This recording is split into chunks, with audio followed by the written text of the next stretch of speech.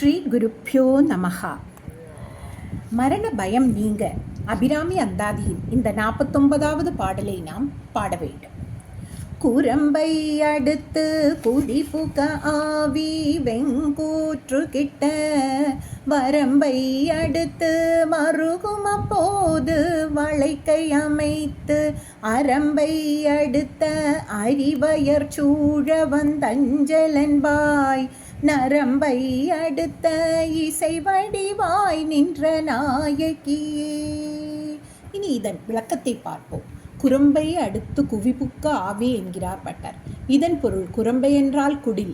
இந்த குடில் நம் விருப்பத்திற்காக நாமாக உண்டாக்கியதில்லை, கர்ம வினைகள் அனுபவித்து இறைவன் கருணையால் கொடுத்தது.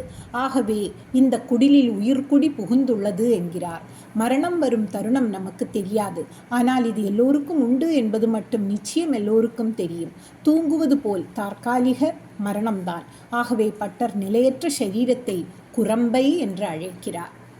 வெங்கூற்று கிட்ட வரம்பை அடுத்து மருகும் அப்போதுன்னு பட்டர் சொல்றார். இதன் பொருள், யமன் ஜீவனுக்கு இடப்பட்டுள்ள வரம்பை மீறாது வந்து கவர்ந்து செல்கிறான் என்பதை வரம்பை அடுத்து என்று பட்டர் விளக்குகிறார்.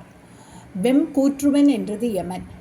இப்படி கூற காரணம், கொடிய துன்பத்தை கருணையற்ற மனதோடு இறப்பவனுக்கு அவனும் சுற்றத்தாருக்கும் மிகுந்த வேதனை தருவது வெம்கூற்றால் என கூறுகிறார். இந்த மரண காலத்தில் படும் மனம் துன்பம் விளக்கி சொல்ல முடியாதது என்பதை மருகும் என்ற சொல் மூலம் பட்டர் சுட்டி காட்டுகிறார். மருகுதல் என்றால் செய்வது அறியாது திகைத்து உழலுதல். ரணவேதனை விட மரணவேதனை மிகவும் கொடியது. ஆகவே பட்டர் மருகும் அப்போது என்கிறார். வளைக்கை அமைத்து அரம்பை அடுத்த அறிவயர் சூழ வந்து அஞ்சல் என்பாய் என்று பட்டர் சொல்கிறார். இதன் பொருள், பட்டர் அபிராமியிடம் காலன் மனங்கலங்கச் செய்து அழைத்து போக வரும்போது, அம்மா, நீ உன் பரிவாரங்கள் சூழ கலகலவென்று கைவளையல்கள் ஒலிபட வந்து என்னை அஞ்சாதே என்று அபயமளித்து காத்தருள வேண்டும் என்று வேண்டுகிறார். நம் இறுதி காலத்தில் உறுதியாக நம்மை காக்கும் உறவு அபிராமி ஒருவளே என்று உறுதியாக நம்பி அந்த இறுதி தருணம் வந்து என்னை அஞ்சல் என கூறி அபயம் தர பட்டர் பிரார்த்திக்கிறார். அஞ்சல் என்பது அஞ்சாமல் இருப்பது. கடைசி காலத்தில் காலன் வளைக்கையில் அபிராமியின் கை வளையல்கள் ஒலி கேட்டு அவன் ஓடி ஒளிந்திட வேண்டும் என்கிறார். அபிராமி பட்டர் காலனுக்கு அஞ்சி அபிராமியை அவன் வரும் தருணம் வந்து காக்கும்படி பிரார்த்தித்ததாக எண்ணிவிடக்கூடாது. பட்டர் பக்தி செய்யாது இருப்பவர்களுக்கு உணர்த்தும் பொருட்டு இப்படி கூறுகிறார். நரம்பை அடுத்த இசை வடிவாய் நின்ற நாயகியேன்னு பட்டர் கூறுகிறார். அதன் பொருள், ஈசனை இசைய வைப்பது இசை. நல்ல இசை மூலம் தியானம் கூடும். உத்தமமான இசை வடிவெடுத்து காட்சி தரும் ஒப்பற்ற தலைவி அபிராமி என பட்டர் கூறுகிறார்.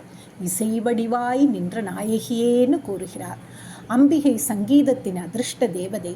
இசை, இன்னிசை போல கீதம், சங்கீதம் சிறந்த தெய்வத்தோடு நம்மை சேர்த்து வைப்பதே சங்கீதம்.